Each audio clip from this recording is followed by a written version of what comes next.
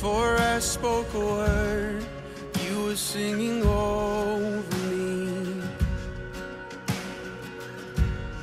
You have been so, so good to me. Before I took a breath, you breathed your life in me. You have been so, so kind to me. Oh, the overwhelming, never-ending. 우리 같이 본문 갈라디아서 3장 1절부터 9절 말씀 함께 번갈아 가면서 교독하며 읽도록 하겠습니다. 어리석도다 갈라디아 사람들아, 예수 그리스도께서 십자가에서 못 박히신 것이 너희 눈앞에 밝히 보이거늘 누가 너희를 꾀더냐? 내가 너희에게서 당한 이것을 알려 하노니 너희가 성령을 받은 것이 율법의 행위로냐 혹은 듣고 믿음이로냐. 너희가 이같이 어리석느냐? 성령으로 시작하였다가 이제는 육체로 마치겠느냐? 너희가 이같이 많은 괴로움을 헛되이 받았느냐? 과연 헛되냐? 너희에게 성령을 주시고 너희 가운데서 능력을 행하시는 이의 일이 율법의 행위에서 혹은 듣고 믿음에서냐?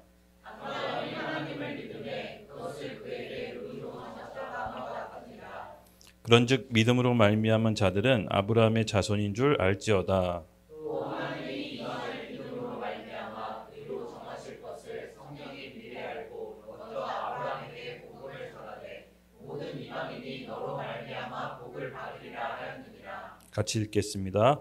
그러므로 믿음으로 말미암은 자는 믿음이 있는 아브라함과 함께 복을 받느니라. 아멘. 오늘 갈라디아서 11번째 시간이고요. 주제로는 믿음의 상속자들이란 주제로 시작하려고 합니다. 부제가 좀 독특하죠. 제가 오늘 본문을 읽고 상상력을 더해서 부제를 정해봤습니다. 함께 읽어볼까요? 시작. 나의 족보 성경에 나와 있다. 무슨 말일까요? 제가 저의 족보, 우리 여러분의 족보를 성경에서 찾았습니다. 좀 이따가 좀 자세히 말씀드릴 텐데 제가 한 가지 좀 여러분들에게 그래도 질문 하나 던지고 싶은데 여러분 우리 교회에서 신앙생활 한 지 꽤 됐죠? 그래서 좀 나는 좀 변화받은 것 같다라는 사람 한번 손 들어보세요. 신앙생활 같이 하면서 나는 변화받은 것 같습니다 라고 하신 분들. 네. 아유 그래도 꽤 많이 있네요. 감사합니다. 네. 변화받지 않은 사람들에 대해서 손 안 드신 분들은 한번 진지하게 고민해 보시기 바랍니다. 진지하게 보내보시죠. 네. 네. 왜냐하면 우리에게 가장 소중한 게 저는 시간이라고 보거든요. 시간. 이제 나이 먹고 이게 세월이 흐르고 좀 세월을 좀 이렇게 살다 보니까 돈보다도요. 인간관계보다도 그러니까 인간관계 잘 맺으려고 너무 에너지 쏟지 마세요. 제일 중요한 게 시간입니다. 시간. 그러니까 지금 내 모습은 과거에 살았던 결과물이에요. 그리고 지금 내 모습이 앞으로 살 미래의 모습일 수도 있어요. 사람은 생각보다 잘 변하지 않아요.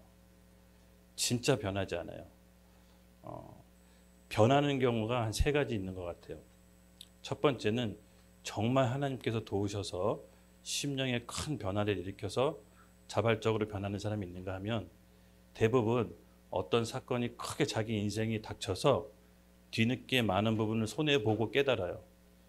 이렇게 변하는 것도 귀한 거예요, 사실은. 근데 대부분은 그렇게 변하지 않고 본인이 왜 인생이 힘든지 모른 채 계속 똑같이 살아요. 계속 똑같이. 이제 이 3번째 경우가 굉장히 안타까운 건데 사실은 하나님께서 우리 변화할 수 있도록 계속해서 사인과 기회를 주세요. 근데 지나고 나면 보니까 저에게도 인생의 큰 사건을 통해서 변화할 수 있는 기회를 주셨는데 먼저 내가 알아듣고 변할 수 있으면 너무 좋았을 텐데 그런 아쉬움이 굉장히 많이 들어요. 근데 제가 가만히 생각해 보니까 이 시간이라는 게 정말 소중하다는 걸 알게 되었습니다. 그래서 교회를 오래 다니고 신앙생활을 오래 했는데 변화가 잘 일어나지 않는 분들은 한번 진지하게 돌이켜 보셔야 돼요. 자기 인식에 오류가 있던가 아니면 살아온 삶의 방식에 문제가 있던가. 예. 왜냐하면 우리 앞으로의 삶의 미래가 너무 찬란하기 때문에 그래요. 이것을 바꾸지 않으면 사실은 여기서 우리가 함께 신앙생활하고 말씀 듣고 하는 이 모든 것들이 별로 큰 의미는 없어요. 밖에 나가서 더 생산적인 일을 하면 좋지, 여기서 우리가 이렇게 할 이유가 없는 거죠. 근데 중요한 것은 우리가 이 자리에 이 시간에 모였다라는 것은 변화 받으려고 모인 거잖아요. 또 이렇게 변화된 사람이 있는 거잖아요. 그럼 변화되지 않았다는 것은 한번 진지하게 돌이켜 봐야 됩니다. 우리가 하나님께서 이 자리에 모이시게 한 것은 변화받기 위해서 모인 겁니다. 단적으로 얘기하자면. 그리고 반드시 변화받아야 됩니다.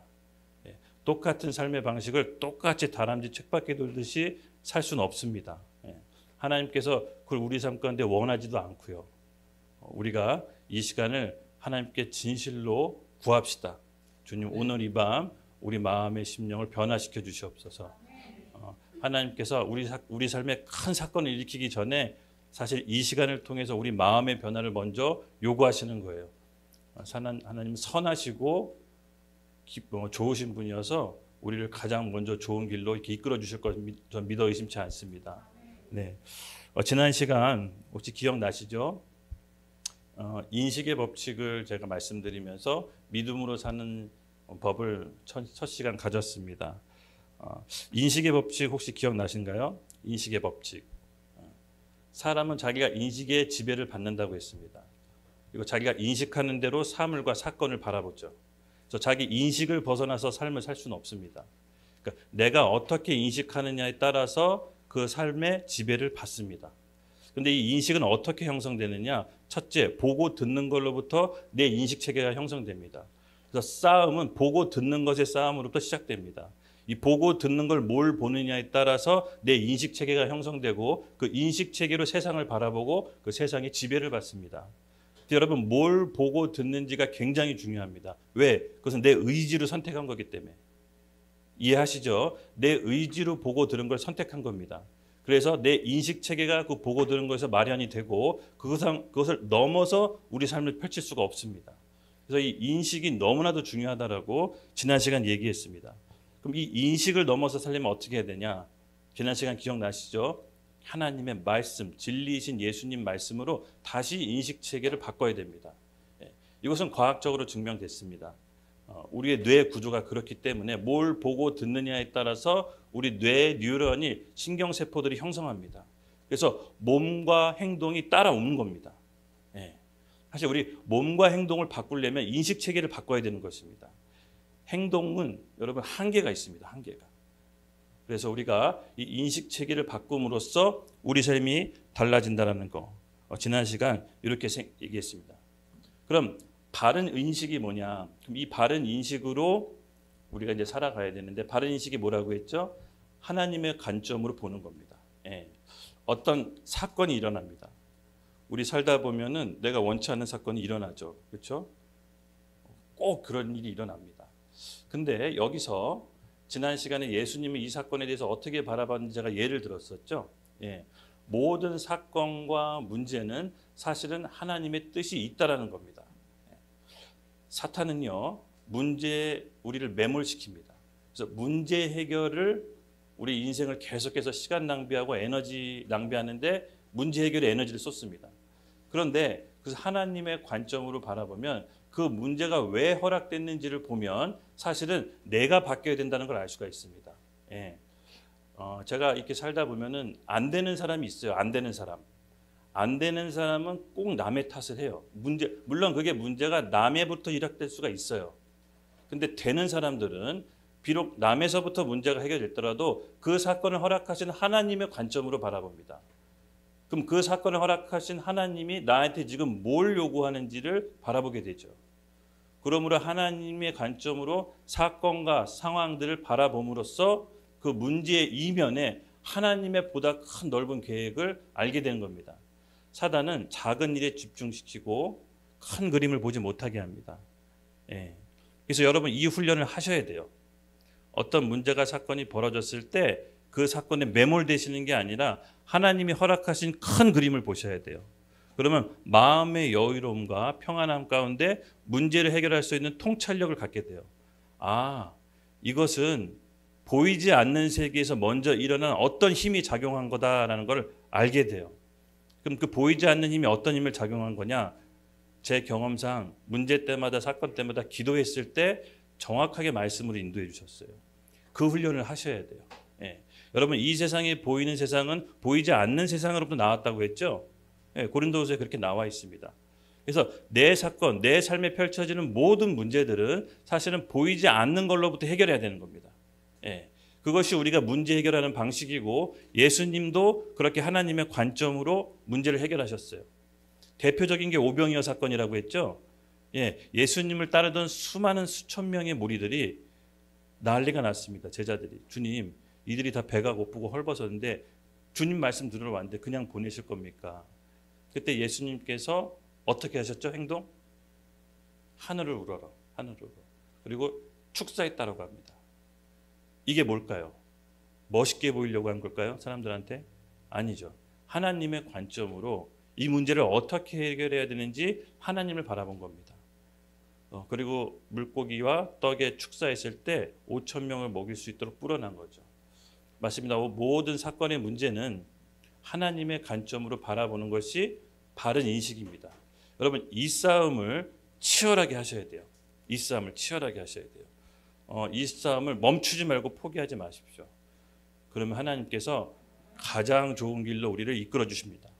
네, 제가 오늘 이 믿음으로 사는 법을 말씀드릴 텐데 오늘 그 말씀 가운데 여러분들이 함께 풍덩 들어가시기를 예수님의 이름으로 축복합니다. 네.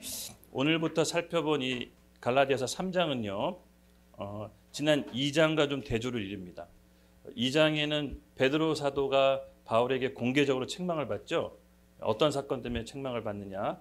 어때 이 안디옥 교회 이방인과 유대인이 함께 이제 신앙생활하던 그 교회에서 베드로 사도가 가서 유대인 음식 예절법을 어기고 이스라엘 이방인들과 함께 식사를 합니다.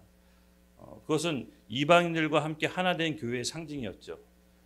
음식 정결법을 어긴다는 것은 이제 율법에 얽매이는 것이 아니라 믿음으로 그리스도 안에서 새로운 공동체가 형성됐다는 것을 의미합니다. 그래서 베드로는 이제 이방인들과 함께 음식을 어우려 먹다가 여기까지 좋았는데 이제 예루살렘 교회에서 야고보의 일행들이 온다는 소식을 듣고 황급히 음식 먹는 자리에서 이방인들에서 빠져나옵니다. 이제 이것을 바울이 목격한 거죠. 단순히 일반인 성도가 아니었기 때문에 문제가 됐습니다. 베드로는 초대교회 지도자였기 때문에 그의 행동이 공동체 전체에 끼칠 수 있는 영향이 매우 컸었죠. 바울은 사실은 베드로의 한 연약함을 보고 책망한 것이 아니라 복음의 본질을 훼손했다라고 생각했습니다. 그리스도 예수 안에서 믿음으로 한 형제로 자매로 새로운 영적인 공동체가 형성됐는데 다시 율법을 지키려 가는 그 태도를 보고 바울은 극대노한 것이었죠. 그래서 베드로를 책망한 것이었습니다. 근데 2장까지가 이 얘기였다면 3장은 바울은 다시 갈라디아 교인들을 또 책망합니다. 베드로도 물론 책망을 받지만 그 갈라디아 교인도 함께 책망하는 이 바울의 어떻게 보면 거침없는 이 담대함. 왜 뭐 때문에 이 갈라디아 교회가 제대로에게 책망을 받았을까요? 예, 맞습니다. 여기 말씀 구절을 오늘 함께 하나하나 살펴보면서 바울의 의도와 또 오늘 주제인 믿음의 상속자들로서 우리가 어떻게 살아가야 되는지를 함께 살펴보도록 하겠습니다. 우리 3장 1절을 함께 읽겠습니다.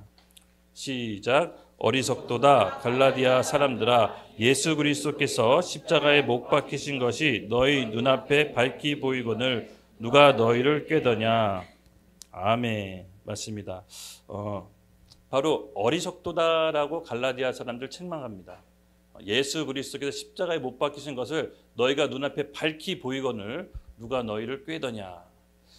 사실은 갈라디아 성도들은 예수님께서 십자가에 못 박혀 돌아가신 것을 실제로 보지는 않았습니다. 근데 왜 이렇게 표현했냐면은 바울은 본인이 갈라디아 교회를 개척했을 때 사실은 선명한 복음, 그러니까 깨끗하고 선명한 복음을 갈라디아인에게 선포했는데 그것이 마치 본인의 표현대로면 예수님이 못 박아 실제로 죽은 것처럼 보일 정도로 나의 복음은 선명하고 확실했다. 근데 너희는 어떻게 해서 다른 복음에 꾀냐 이렇게 지금 반문하고 있는 겁니다. 사실은 베드로의 책임도 있지만 온전히 베드로에게 책임만 있는 것이 아니라 갈라디아 교인들의 영적인 혼미한 상태, 또 영적으로 우둔한 상태에 대해서 바울은 지적한 겁니다. 왜냐하면 본인이 직접 개척한 교회였기 때문에 좀 마음이 더 아팠겠죠. 그래서 2절에는 이렇게 얘기합니다. 내가 너희에게 다만 이것을 알려 하노니 너희가 성령을 받은 것이 율법의 행위로냐 혹은 듣고 믿음으로냐. 약간 조금 구원에 대해서 좀 검증하는 듯한 말입니다. 너희가 다만 이것을 알려 하노니 너희가 성령 받은 것이 율법의 행위냐 혹은 듣고 믿음으로냐.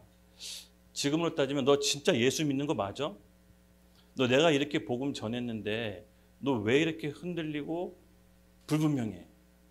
너 진짜 구원받은 건 맞아? 라고 갈라디아 교회 성도들에게 바울이 다시 한번 컨펌을 하는 겁니다. 너가 받은 믿음이 율법을 지켜서 나온 거야? 아니면 예수 믿고 나온 거야? 라고 대답해봐 라고 다시 한번 컨펌하는 거죠.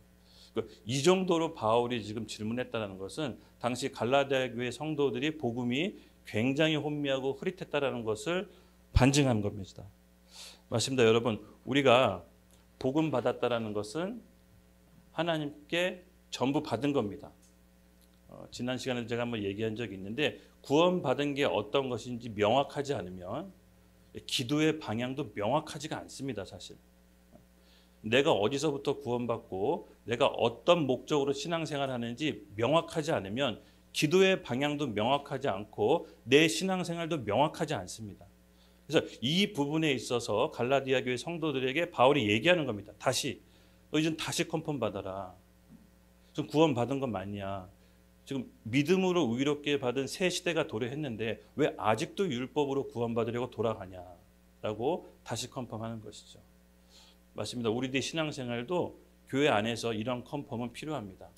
저는 구원에 대한 검증은 교회 안에서 이루어져야 된다고 믿습니다. 오늘날 신앙의 위기가 뭐냐면요. 그냥 다 구원받았다라고 믿기 때문에 신앙의 위기가 오는 겁니다. 여러분 그 독일의 유명한 신학자 칼 바르트가 있었습니다. 칼 바르트. 그분이 살던 시대에는 히틀러, 독일의 나치즘이 이제 정권을 잡고 독일 교회가 히틀러에게 다 순복하던 때였어요. 히틀러가 정권을 잡고 정치하는데 독일 교회가 교리를 만들어줘요. 그러니까 유대인을 학살하기 위한 명분을 교리로 만들어줘요. 예수를 죽인 민족, 예수를 핍박한 민족, 그 유대인을 학살해야 된다라고. 그때 독일 교회가 다 함구해요. 근데 칼 바르트가 왜 독일 교회가 이렇게 부패했는지 진심 어리게 하나님 앞에 기도하고 물어요. 그가 내린 결론은 뭐냐면 값싸게 받은 구원 때문입니다. 유아 세례로부터 문제를 찾아요. 본인의 의지와 상관없이 본인의 생각과 상관없이 교회에서 준 구원이 세례가 진짜 구원받는 게 맞느냐라고 독일 교회 문제를 유아 세례로부터 찾아요. 그리고 유아 세례가 아닌 신앙 고백을 위한 침례로 얘기를 해요. 맞습니다, 여러분. 우리가 어디서부터 구원받고 우리 구원이 어디서부터 왔는지 명확하지 않으면 혼란한 때에 이 구원에 대한 관념이 없으면 여러분 또한 우리 또한 똑같이 혼란에 빠집니다. 그래서 이 구원에 대해서 컨펌하거나 구원에 대해서 다시 얘기하는 건 교회에서 반드시 놓치지 말고 해야 됩니다. 우리 교회도 이제 주일날 침례식이 있습니다. 침례식. 침례식은요. 내가 개인이 그리스도의 몸 안으로 들어가는 행위입니다. 하나님과 결혼식이죠. 내 개인이 그리스도 몸 안으로 들어갈 때는 반드시 이 언약의 방식이 어떤 성격인지를 입으로 고백해야 됩니다. 예수님과 언약을 맺을 때는 이 성격이 뭔지를 입으로 고백해야 됩니다. 그래서 침례교는 고백을 하게 돼 있어요. 침례 받기 전에. 어떻게 고백하냐? 이제 내 인생을 내 뜻대로 사는 것이 아니라 내 인생을 예수님께 주인으로 맡깁니다. 그리고 나는 내 개인이 그리스도의 몸인 교회로 들어갑니다라고 전체 회중 앞에 교회에게 선언하고 침례를 받습니다. 바로 이것입니다. 신앙은 이 고백 위에 세워져야 됩니다. 예수님께서는 주는 그리스도시요 살아계신 하나님의 아들이십니다라는 그 베드로 고백 위에 내 교회 세운다고 했습니다. 그 고백 없으면 교회 아닌 것입니다. 그래서 내 신앙을 고백한다는 것은 여러분 너무나 중요합니다. 이게 명확하지 않거나 이게 확실치 않은데 여러분 신앙생활 제대로 할 수 없는 것입니다. 그렇죠? 네. 마찬가지로 이 바울은 지금 갈라디아 교인들에게 이걸 물어보는 겁니다.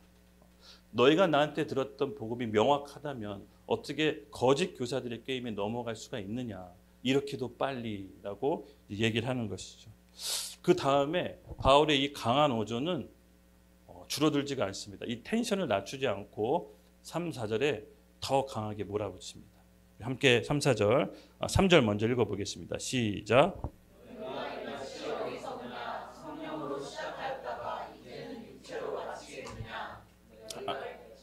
네, 여기까지 맞습니다. 이제 어리석다라는 말까지 말하면서 강하게 얘기합니다. 성령으로 시작했다가 육체로 마치겠느냐. 어떻게 보면 크리스찬한테 좀 치욕적인 말이에요. 신앙생활 오래 하고 교회까지 개척한 사람들한테 너 지금 성령으로 시작했다가 지금 육체로 마무리하겠느냐. 이 어리석은 사람들아라고 얘기하는 겁니다.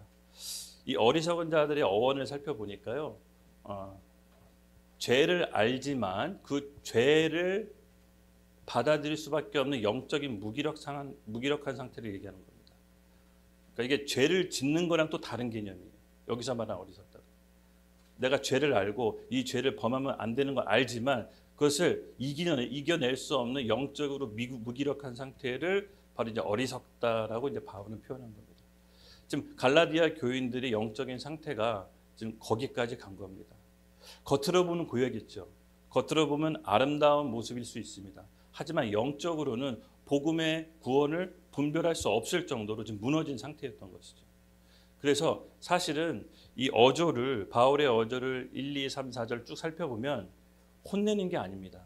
이 가슴이 미어지게끔 아파하면서 얘기하는 겁니다. 네. 왜냐하면 지옥 갈 수도 있기 때문에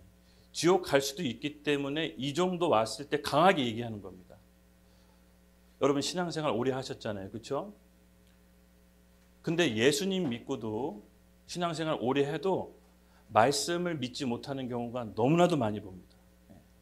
말씀을 내가 원하는 것만, 내 기호에 맞게, 내 입맛에 맞는 것만 믿고 다른 것을 받아들이지 않는 교인들이 지금 너무나도 많습니다. 거기에 대해서 명확하게 또 가르치지 않는 교회도 꽤 있습니다. 여러분 말씀은 성도들의 생활을 변화시켜야 됩니다. 제가 만약에 여기서 설교하고 여러분들 중에 한 명도 변화가 없다면 저는 여기 있으면 안 되는 것입니다. 마찬가지로 여러분 말씀은 살아 움직여서 하나님의 생명력 있는 말씀입니다. 말씀은 또한 사람을 살리기도 하지만 사람을 죽이기도 합니다. 여러분 이 말씀 가운데 하나님이 임재한다면 우리 오늘 겸허히 받아들여야 됩니다. 말씀에는 형제를 미워하는 게 살인하는 거랑 같다라고 합니다. 실제로 이 말씀이 살인하는 것 같은 감동이 여러분에게 있어야 됩니다. 말씀에 형제 보고 노하라고 하면 지옥불로 가는 거랑 같다라고 합니다. 실제로 이 강도가 우리 안에 있어야 됩니다. 교회를 아무리 오래 다니고 성경 공부를 아무리 얘기해도 이걸 믿지 못하는 사람들이 너무나도 많습니다. 아예 믿으려고 하지도 않습니다. 이것은 예수님이 말씀한 진리의 말씀입니다. 우리가 오늘 엎드려 경배할 때 말씀이 믿어지게 해달라고 해야 됩니다. 제가 요새 많이 기도하면서 이 성경을 보면서 하나님께 주시는 감동이 있는데요. 저한테 주신 하나님께서 요구하시는 감동인데 용어 정리를 다시 하라는 마음의 감동을 계속 주시더라고요. 구원이 뭔지, 믿음이 뭔지, 의가 뭔지에 대해서 다시 공부해서 다시 가르쳐라. 여러분 성령 충만함이 뭡니까? 기름 부음의 뜻이 뭔지 아십니까? 너무나도 심각한 게 교회 안에서 다 똑같은 말을 하고 있는데 다 다른 의미로 쓰고 있습니다. 너무 심각합니다.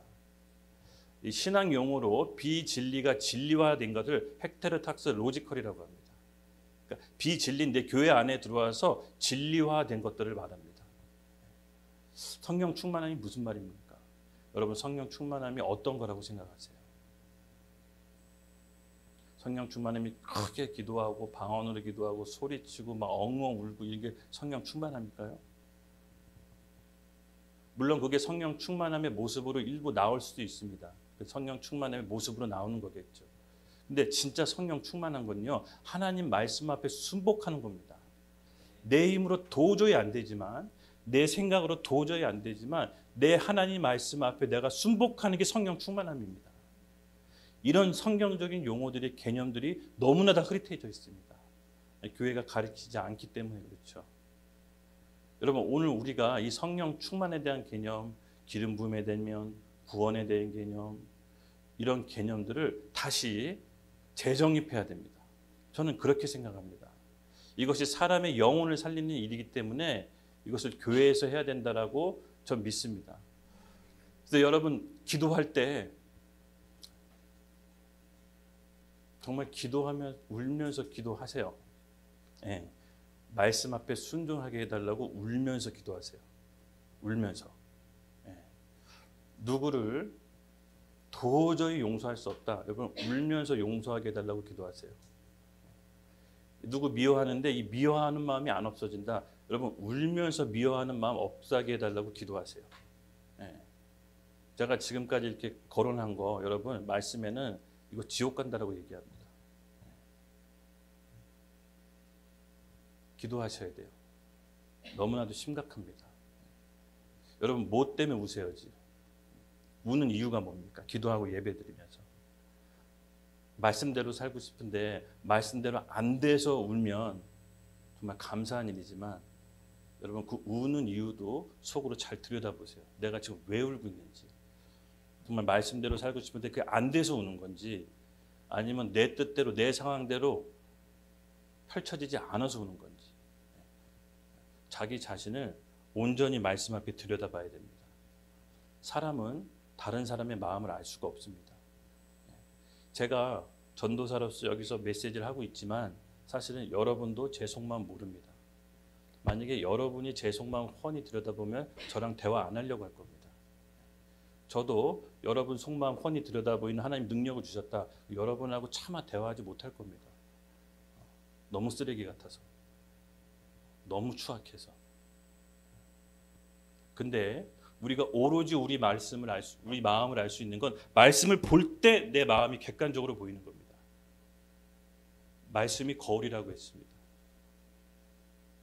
여러분 마음을 여러분 뭘로 들여다보십니까?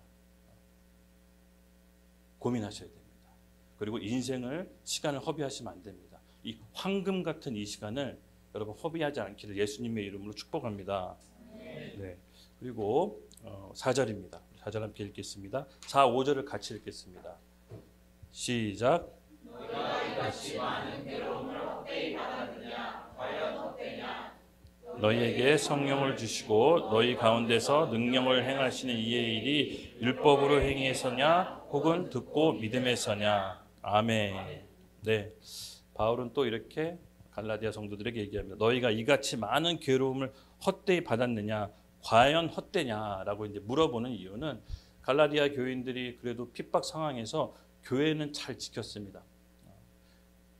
핍박과 환난 가운데 교회를 지킨 성도들이었어요. 초대교회 때. 그 수많은 세월, 그것들을 헛되게 보낼 거냐, 정말 이것이 헛되냐라고 안타까우면서 반문하는 거예요. 너희가 믿음을 지켰던 과정, 또 교회가 어려웠을 때 함께 연합했던 그 수많은 과정이 과연 지금 헛될 수가 있느냐라고 지금 반문하는 겁니다. 그리고 5절에 이렇게 얘기하죠. 너에게 성령을 주시고 너희 가운데서 능력을 행하시는 이의 일이 율법에 행해서냐 혹은 듣고 믿음에서냐 라고 다시 한번 콕 집어 강조합니다. 여러분, 우리가 성령으로, 아까도 얘기했죠. 성령 충만하다는 것은 말씀 앞에 순복할 수 있는 능력을 얘기하는 겁니다. 말씀 앞에 조명받았을 때 여러분 그 말씀을 우리 가운데 이루게 해달라고 정말 눈물로 기도해 보십시오. 내가 안 되지만 정말 주님, 저에게 순복할 수 있는 영을 부어 주시옵소서. 그게 기름 부음입니다. 할 수 없지만 할 수 있도록 힘을 달라는 게. 기름 부음의 용어도 잘 모르고 이상하게 씁니다. 성령 충만하면 용어도 모르고 다 이상하게 씁니다. 제가 이제 설교하면서 이 용어 개념 정리들을 다시 하나하나씩 해드릴게요. 그래서 설교 시간에 많은 얘기를 하지만 하나 붙잡고 집에 돌아가십시오. 그 하나만이라도 여러분 깨우쳐져서 변한다면 우리는 성공하는 겁니다. 우리 하나님께서 기뻐하신 교회가 될 줄로 믿습니다. 네. 그래서 이런 질문들을 하는 게 바울이 실제로 갈라디아 교인들에서 궁금해서 하는 게 아니라 애타는 마음에 들끓어서 갈라디아 교회 성도를 깨우는 겁니다. 일 깨우는 겁니다. 정말 니들 믿음 그렇게 가짜냐? 가짜 아니지 않느냐? 내가 목숨 걸고 너희들한테 복음 전한 게 너희 다 알지 않느냐? 너희 괴로움들, 정말 지금까지 믿음 지킨 것들 우리 하나님이 다 아시는데 정말 이렇게 쉽게 넘어갈 거냐라고 깨우치는 겁니다. 안타까운 마음에서. 사실 이 5절까지는 그 안타까운 마음이 배어 있는 겁니다. 혼내려고 하는 게 아닙니다. 책망하는 게 아니라 정말 아버지가 자식을 책망하듯이 본인이 낳은 그 교회들에게 정말 안타까운 마음으로 피를 토하는 심정으로 얘기하는 겁니다. 그리고 6절부터는 이 갈라디아 교인들에게 너희가 지금 어떤 상태인지, 너희가 받은 믿음이 어떤 건지, 예수님께서 십자가에서 죽고 주신 그 유산이 무엇인지를 믿음의 상속자라는 마인드를 심어주는 겁니다. 6절부터는 함께 한 구절 한 구절 살펴보겠습니다. 시작. 아브라함이 하나님을 믿음에 그것을 그에게 의로 정하셨다 함과 같으니라. 아멘. 예. 갈라디아 성도들에게 다시 한번 차근차근 조상 아브라함의 얘기를 들으면서 얘기합니다. 율법으로 다시 돌아가 의롭게 되는 시대는 끝났다. 그의 근거가 우리 조상 아브라함에게 있다. 모세는 율법을 받음으로 율법을 지킴으로 의롭게 됐지만 사실은 그 전에 우리 조상은 아브라함은 율법이 있기 전에 이미 하나님 앞에 믿음으로 의롭게 함을 받았다. 지금 그 얘기를 하는 겁니다. 그래서 갈라디아 교회 성도들에게 믿음으로 의롭게 됐다는 것이 우리 아브라함 조상 때부터 있었다. 왜 율법으로 다시 돌아가려고 하느냐라고 다시 한번 상기시켜 주는 겁니다. 그리고 7절에 이렇게 자세하게 얘기합니다. 그런즉 믿음으로 말미암은 자들은 아브라함의 자손인 줄 알지어다. 지금 굉장히 놀라운 얘기를 하는 겁니다. 유대인 세계관에서는 있을 수 없는 일이죠. 어떻게 아브라함을 믿음으로 말미암아 자손이 될 수 있을까? 유대인은 혈연사회입니다. 혈족. 그러니까 피의 혈연 관계가 있어야만 아브라함의 자손이라고 생각하는데 믿음으로 아브라함의 자손이 될 수 있다라고 파격적인 얘기를 하는 거죠. 예, 바로 바로의 믿음의 골자에는요, 새로운 공동체, 새로운 시대, 새로운 가족이 믿음으로 말미암아 우리도 아브라함의 자손이 될 수 있다라고 얘기하는 겁니다. 이걸 어떻게 이런 일이 가능한지, 어떻게 이렇게 가능한지 사실은 창세기 아브라함과 하나님의 맺었던 그 언약 관계를 좀 자세히 살펴볼 필요성이 있습니다. 예, 함께 창세기 12장 2절 함께 읽겠습니다. 시작. 하나님이 그가 하시던 일을 일곱째 날에 마치시니 그가 하셨던 모든 일을 그치고 일곱째 날에 안식하시니라. 12장 2절인데 2장 2절로 되어 있네요. 제가 읽어드릴게요. 그냥 12장 2절이 하나님께서 아브라함에게 찾아가셔서 약속하는 겁니다. 내가 너로 큰 민족을 이루고 내게 복을 주어 내 이름을 창대하게 하리니 너는 복이 될지어다. 그리고 3절에 너를 저주하는 자 내가 저주할 거고 너를 축복하는 자 내가 축복할 거야 라고 약속하십니다. 하나님은 언약을 이루실 때 과정이 있습니다. 오늘 그 과정을 좀 설명해 드릴게요. 먼저는 약속하시고요. 프로미스. 두 번째는 언약을 맺는 커버넌트. 세 번째는 그 언약을 이루시는 테스트먼트. 이 과정이 있습니다. 그래서 하나님께서 우리에게 언약 맺으실 때는요, 여러분 당장 눈앞에 펼쳐지지 않더라도 내 안에 그 믿음을 지키는 게 우리의 관건입니다. 아브라함 사실 제가 봤을 땐 좀 억울해요. 억울해. 여기 창세기 12장 2절 했을 때 하나님 말씀 믿어요. 그리고 일가 친척 아비의 집을 떠나 하란을 떠나요. 근데 아브라함이 하나님의 약속을 말씀을 믿고 떠났을 때 아브라함에게 원하던 삶이 펼쳐졌을까요? 아니요. 가진 고생은 고생대로 하고 죽기 일보 직전까지 가요. 분명히 하나님의 약속의 말씀인데 왜 이런 일이 펼쳐질까? 하나님의 약속은 성취되기까지 과정이 있습니다. 과정. 오늘 아브라함은 그 과정을 통과했기 때문에 믿음의 조상이 됐고 그 믿음의 조상으로 말미암아 우리가 아브라함의 자손까지 될 수 있는 길을 연 거예요. 이방인들도. 그래서 이때 당시 얘기했을 때 아브라함이 떠났지만 어떤 일이 벌어졌죠? 기근이 들어요. 바로 기근이 들어서 먹고 살려고 이집트로 잠깐 옮겼다가 사라 아내도 바로 왕에게 뺏겨요. 그리고 진짜로 우여곡절 끝에 되찾아와 가지고 뭐 아시다시피 롯 조카랑 막 대판 싸워서 서로 헤어지고 막 전쟁 펼치고 다시 또 그 안타까운 마음에 소돔 가서 롯 다시 되찾아오려고 하고 막 피투성이 되고 엉망진창돼요. 분명히 하나님의 이 약속의 말씀, 내가 너를 창대하게 복주고 너를 저주하는 자 저주하고 내가 너를 축복하는 자 축복할 거야라고 낚인 거죠. 내가 봤을 때 낚인 거예요. 우리도 하나님 낚으세요. 이렇게. 저도 낚였고 여러분들도 아마 지금 낚였을 겁니다. 근데 여러분 실망하지 마십시오. 이게 복된 길입니다. 왜 하나님이 우리를 낚을까요? 우린 부패한 죄인이라 정상적인 방법으로는 가지 않으려고 해요. 그래서 하나님이 낚으시는 것 같아요. 그리고 창세기 15장 17절에서 18절 아브라함이 가진 고생해서 이제는 안 믿어요. 이제는 뭐 세월도 오래 지났고 하나님이 뭐라고 해도 안 믿어. 근데 다시 나타나요. 이 17에서 18절 함께 읽겠습니다. 시작. 해가 져서 어두울 때 연기나는 바람과 불며 하늘 불이 쪼갠 고기 사이로 지나더라. 그날에 여호와께서 아브라함과 더불어 언약을 세워 내가 이 땅을 애굽 강에서부터 큰 강 유브라데스까지 내 자손에게 주노니. 아멘. 사실 15장 그 앞구절 보면요, 아브라함이 이제 하나님 말 안 믿어요. 너무 고생하고. 근데 이제 하나님 다시 찾아와서 다시 하늘의 별을 봐라. 뭇별이 네 자손같이 할 거다. 바닷가 갖고 와서 너 이거 모래알 봐라. 네 자손같이 될 거다. 안 믿어. 그걸 어떻게 믿는단 말입니까? 그랬더니 하나님이 아브라함 완전히 튕겨져 나갈까 봐, 제 관점이에요. 언약을 맺으세요. 확증하세요. 내가 그 언약을 맺을게. 근데 이 언약 맺는 방식이 여러분 굉장히 재밌습니다. 어떻게 언약을 맺냐면요, 아브라함에게 그 말씀 구절 그냥 제가 스킵을 할게요. 암소, 암염소, 산비둘기, 집부들기 동물 다 잡으라고 해서 반으로 쪼갭니다. 그걸 아브라함에게 시켜요. 너 이거 반으로 쪼개. 그리고 내가 오늘 너랑 언약을 맺을 거야. 그리고 반으로 쪼갭니다. 근데 반으로 다 쪼개놨더니 아브라함 지쳐서 잠들어요. 원래 정상적인 언약은 근동 그 중동 지방의 언약은 부족장끼리 손을 잡고 쪼개진 반 동물 사이로 같이 걸어가서 언약이 맹세제요.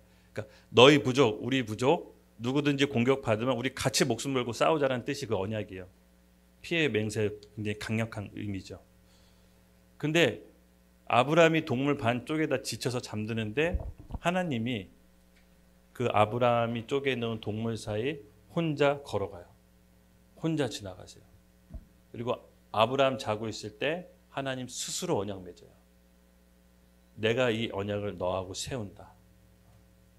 내가 내 스스로에게 맺는 맹세지만 너하고도 맺는 맹세다. 여러분 왜 아브라함이 잠들었을 때 했을까요? 제가 좀 이 부분에서 좀 의아하더라고요. 그냥 멀쩡히 살아있을 때 같이 언약 맺으면 좀 보기 좋은데 왜 아브라함이 잠들 때 하나님께서 스스로 언약을 맺으실까? 근데 딱 비슷한 장면이 창세기 때 제 머릿속에 딱 스치더라고요. 아담이 하와가 필요한지도 모르고 여자라는 개념도 모르는데 그냥 하나님이 일방적으로 아담한테 하와가 필요하다라고 생각해서 잠들어요. 재워요. 그리고 아담이 잠들 때 갈비뼈를 떼서 따로 하와를 만들어요. 그러니까 아담은 지금 하와가 필요한지도 몰라. 그냥 하나님만 있으면 행복하고 에덴 동산이 모든 게 만족스러운데 하나님의 의지로 하나님의 관점으로 그냥 하와가 필요한 거야. 그래서 잠들 때 하와를 만들어요. 제가 이 대목의 아브라함의 언약 방식을 보고 8절에서 하나님께서 그 이유를 알려주시더라고요. 아브라함을 통해서 구원받을 우리까지 생각하셔서 잠든 다음에 언약을 맺으신 거예요. 즉 아브라함이 살아있을 때는, 아브라함이 정신이 있을 때는 아마 이 믿음의 언약을 아브라함이 다 이해하지 못했을 거라는 생각이 좀 들었습니다. 그래서 아브라함을 재우고 하나님이 일방적으로 아브라함이 이 언약이 필요한지도 몰라 본인은. 그냥 하라는 대로 했을 뿐이야. 그리고 아브라함에게 복을 준다고 했는데 이미 내가 봤을 때 이 정도 마음 상태면 믿지도 않았을 것 같아요. 믿지도 않고 이미 다 뭐 만신창이가 됐기 때문에 하나님 마음대로 하세요 뭐 이런 느낌이었는데 그냥 하나님이 일방적으로 언약을 맺으시는 거예요. 마치 창세기 때 아담에게 하와를 일방적으로 만들어 줬듯이 아브라함에게도 일방적으로 언약을 맺으시고 가장 좋은 거를 주시기로 작정을 하십니다. 그것이 8절에 조금 더 명확하게 나와 있습니다. 함께 읽겠습니다. 시작. 또 하나님이 이 방을 믿음으로 말미암아 의로 정하실 것을 성경이 미리 알고 먼저 아브라함에게 복음이 전하되 모든 이방인이 너로 말미암아 복을 받으리라 하였느니라. 아멘. 그러니까 하나님의 계획과 관점은 보다 넓다고 했죠. 근데 솔직히 아브라함 입장에서는 좀 억울하겠지만 하나님은 우리 이방인들을 위해서 먼 훗날을 위해서 그 아브라함을 그렇게 테스트를 한 겁니다. 아까 언약의 성취 과정이 먼저 하나님이 약속하신다 그랬죠. 12장 2절에. 그리고 그 약속을 구체적으로 창세기 12장에 창세기 15장에 언약을 맺는 방식을 구체적으로 하고 그다음 그 언약을 이루십니다. 어떻게 이루시냐? 예수 그리스도를 통해서 그 언약을 구체적으로 이루십니다. 그래서 이 언약에 대해서 그러니까 이루신다 했을 때 아까 테스트먼트라고 했죠. 이 테스트먼트가 유언에 가깝습니다. 유언. 그러니까 유언은 유언한 사람이 죽어야 효력이 발생됩니다. 죽어야 그 유언장의 내용이 법적 효력을 갖게 돼요. 그래서 누군가는 아브라함과 같은 효력으로 죽어야 아브라함의 유업이 그걸 믿는 사람에게 전이가 되는 거예요. 근데 그것을 대신 누가 했느냐? 우리 다음 구절 함께 살펴볼까요? 갈라디아서 3장 14절 함께 읽겠습니다. 시작. 이는 예수 그리스도 안에서 아브라함의 복이 이방인에게 미치게 하고 또 우리로 하여금 믿음으로 말미암아 성령의 약속을 받게 하려 함이라. 아멘. 아멘. 놀라운 하나님의 계획인데 예수 그리스도를 통해서 아브라함의 복이 우리까지 미치게 하는 하나님의 놀라운 계획이 있던 거죠. 그래서 아브라함 미안하지만 낚인 거예요. 근데 그 하나님이 아브라함의 믿음을 통해서 그 믿음으로 말미암아 예수 그리스도를 통해서 우리에게까지 전가된 겁니다. 그래서 구체적인 예수님의 약속의 성취 어디서 이루어집니까? 십자가 사건을 믿음으로써 우리가 아브라함의 자손으로 들어가게 되는 통로를 열게 된 것입니다. 창세기 22장 16에서 17절 우리 함께 읽겠습니다. 시작.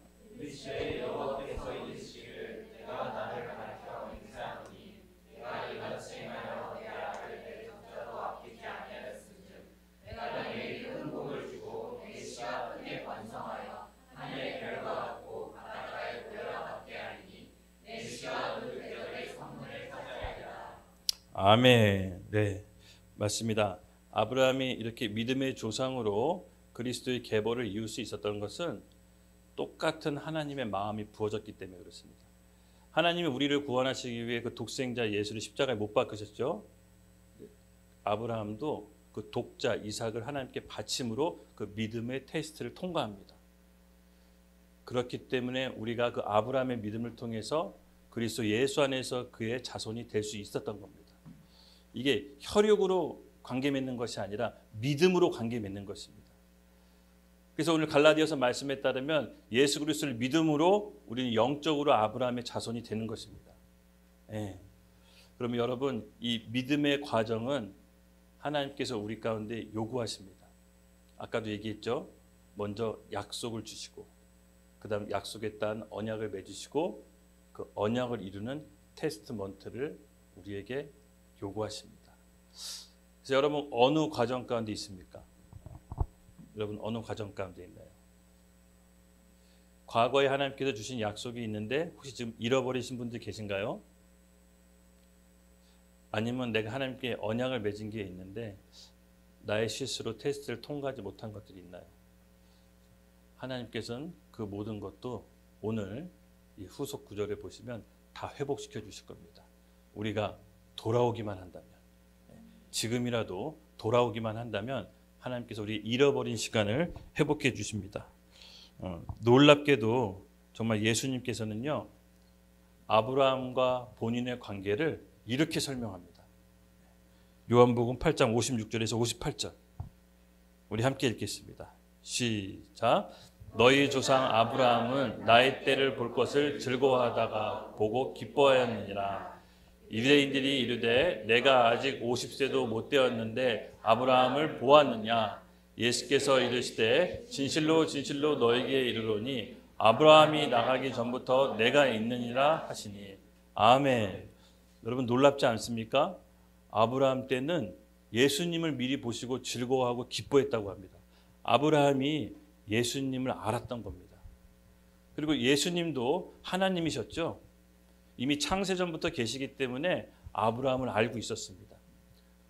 그러므로 두 분의 상관관계는 사실 우리가 인간의 이해로는 이해할 수는 없지만 아브라함은 예수님에 대한 계시를 이미 알아서 자기 아들 이삭을 독자로 바칠 수 있었던 거였고요.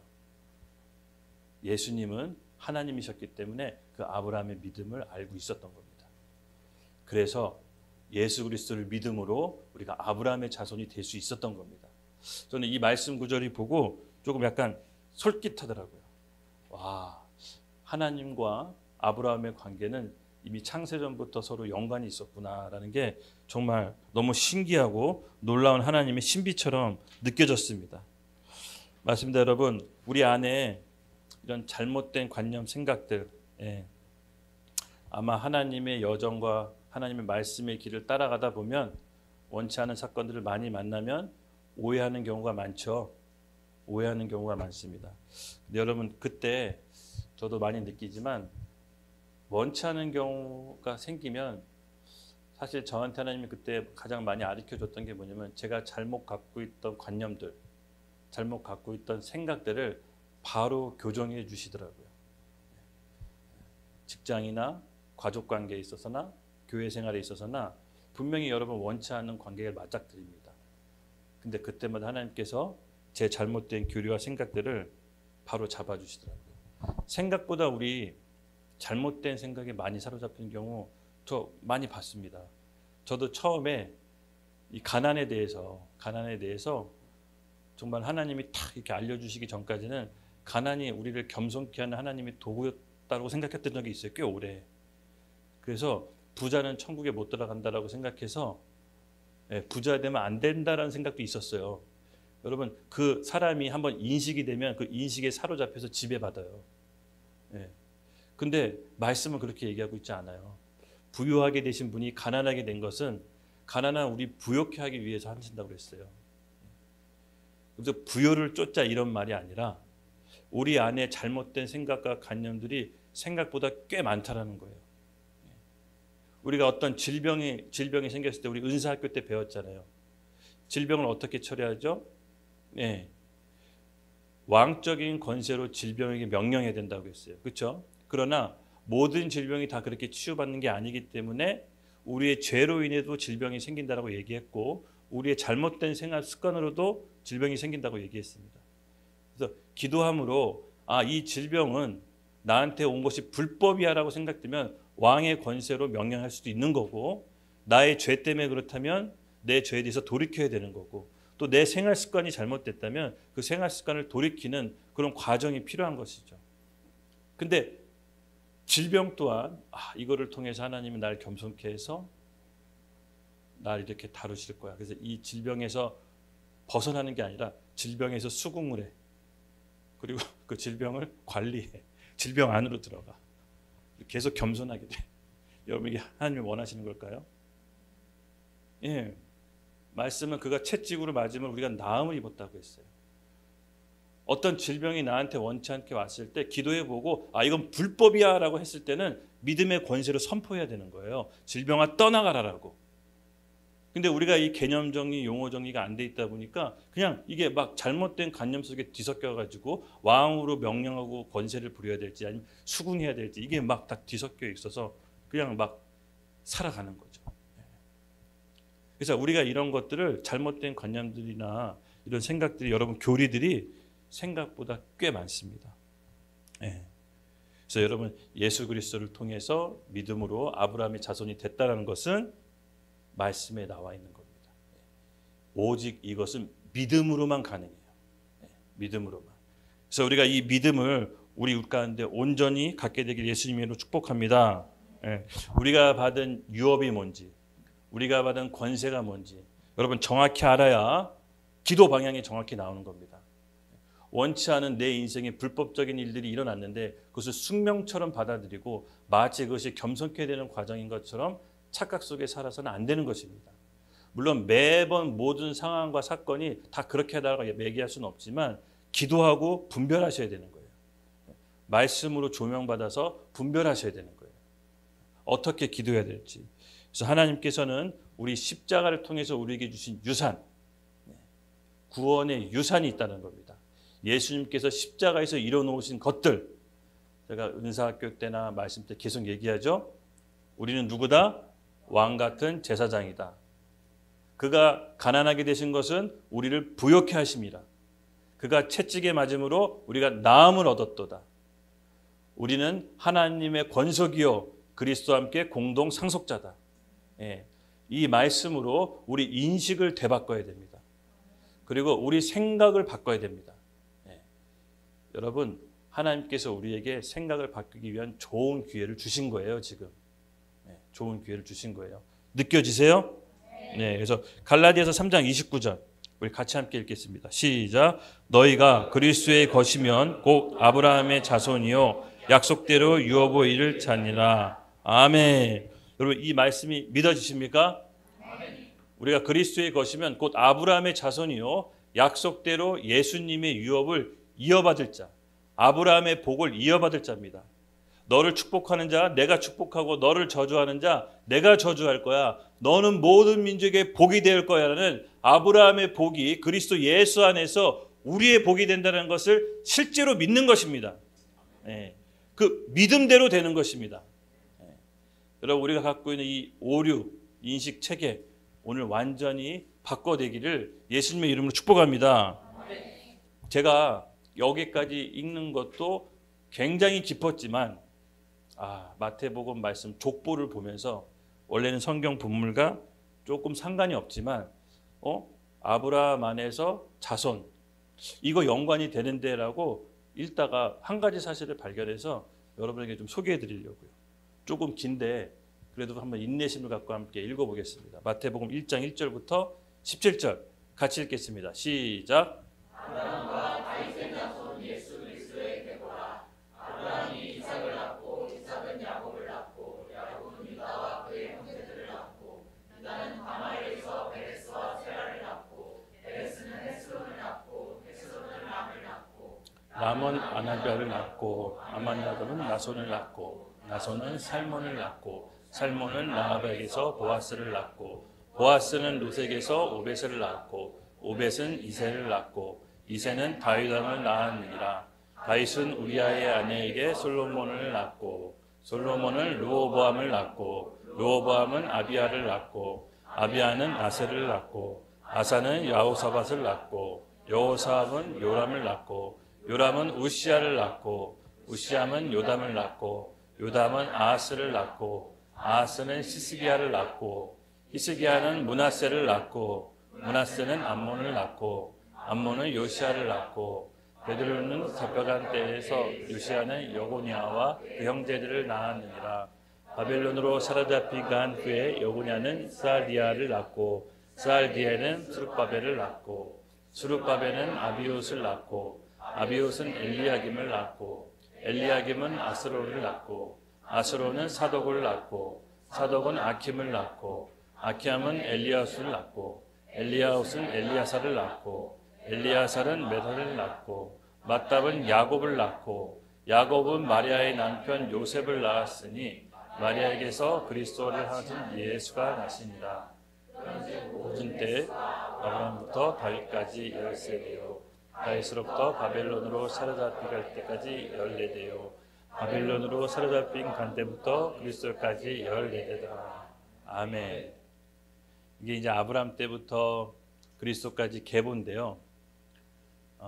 제가 이거를 보면서 한참 셌어요. 진짜 14대인가? 그래가지고 아브라함 때부터 다윗 때까지 했어요. 14대 맞더라고요. 그리고 바벨론으로 사로잡혀갈 때부터 14대고 또 바벨론으로부터 사로잡혀갈 때부터 그리스도까지 14대더라.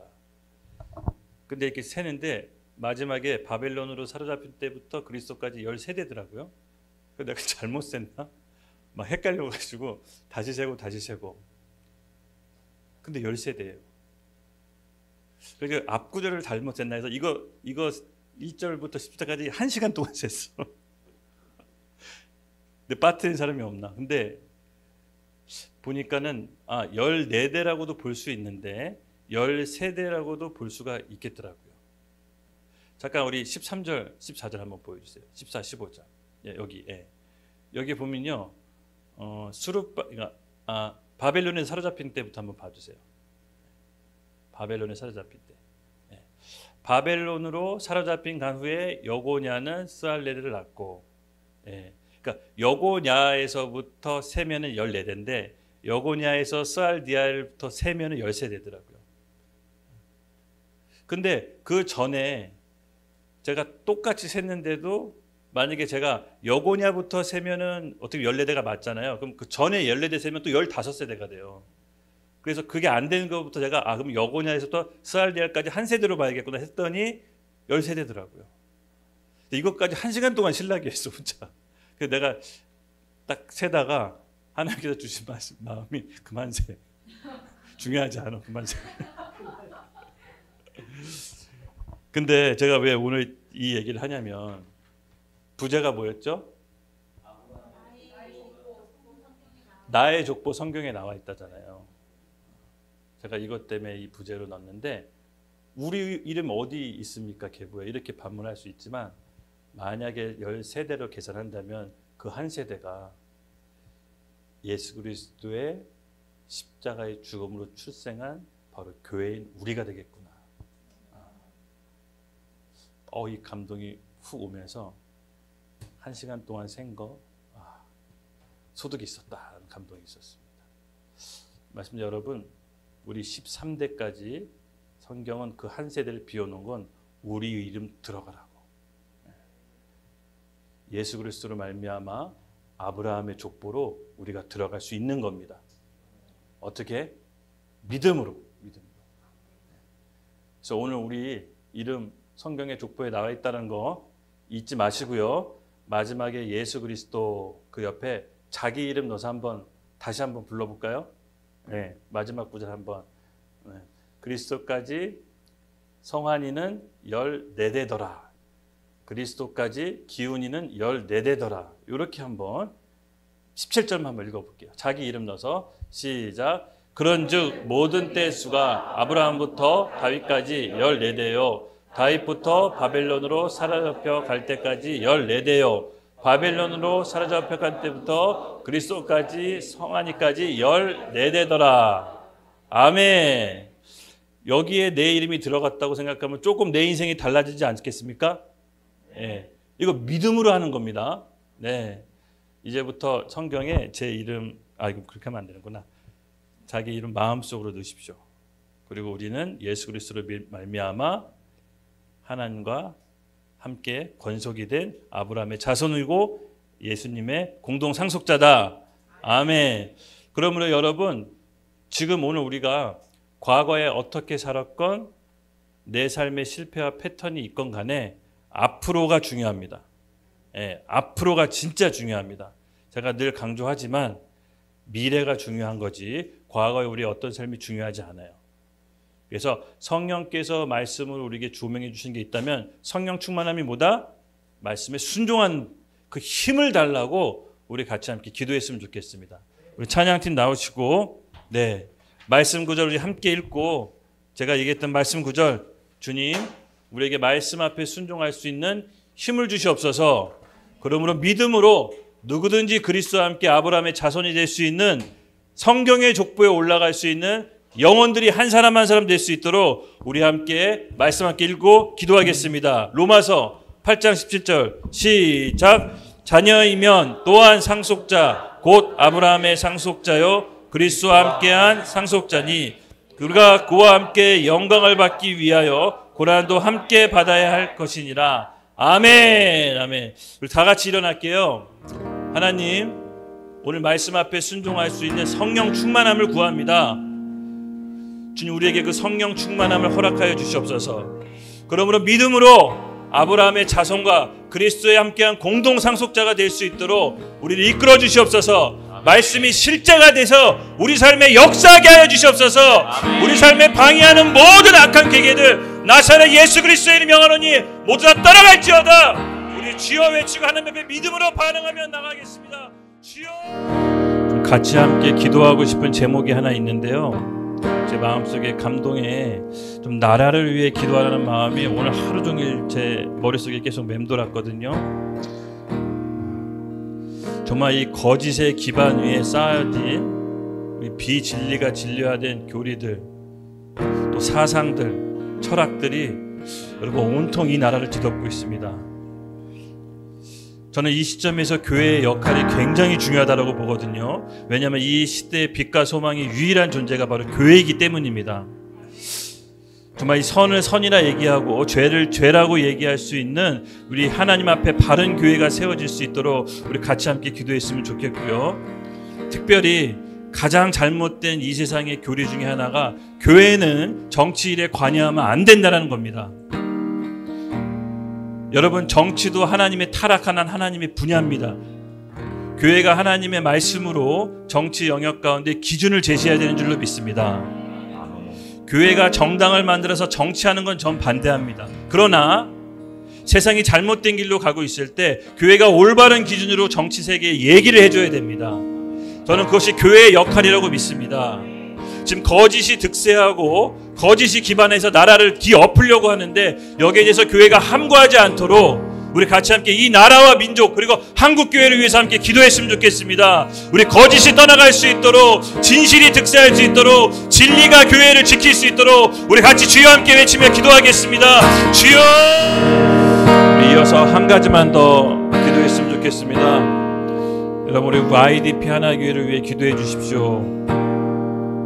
정말 이 시대에 하나님이 기뻐하시는 교회가 되기 위해 이곳에 세웠습니다. 특별히 우리 교회가 정말 길을 잃고 방황하고 지금도 죽어가고 있는 이 청년들을 위해 이 교회가 세워진 줄로 믿습니다. 하나님의 말씀으로 다음 세대를 세울 수 있는 교회로 성장할 수 있도록 주여 이 교회를 사용하여 주시고 보호하여 주시옵소서. 하나님의 때에 이 교회가 옳게 사용될 수 있도록 하나님 이 교회 가운데 초대교회 성령의 충만함을 부어주시옵소서. 하나님 말씀에 온전히 따라가고 하나님을 기쁘게 하는 교회가 되게 하여 주시옵소서. 세상에 어떤 거짓으로부터 타협하지 않는 하나님이 기뻐하시는 진리의 교회로 우뚝 세워주시옵소서. 주의 청년들 다음 세대들을 1만 명을 보내주시옵소서. 하나님 그 사람들을 통해서 이 나라와 민족과 통일한국을 준비하는 교회로 세워주시옵소서. 우리 YDP 하나교회를 위해 함께 기도하며 나아가겠습니다. 주여. 하나님,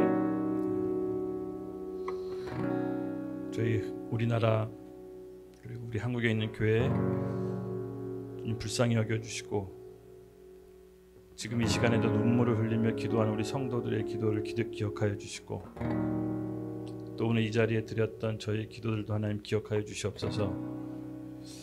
하나님은 선하십니다. 하나님은 다 계획이 있으십니다. 인간의 눈으로는 다 이해할 수 없으나 전능하신 하나님의 선하신 계획하에 이 세상이 보호되고 있음을 믿습니다. 하나님 이 주님의 뜻을 이 수년 내에 이루게 하여 주시옵소서.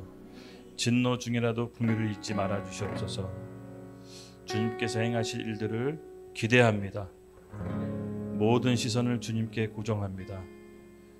주님 이곳에 오셔서 좌정하사 다스려 주시옵소서. 우리 교회를 다스려 주시고 이 나라 이 민족을 다스려 주시고 한국 교회를 다스려 주시고 전 세계를 다스려 주시고 내 마음을 다스려 주시옵소서. 감사합니다. 예수님의 이름으로 기도드렸습니다.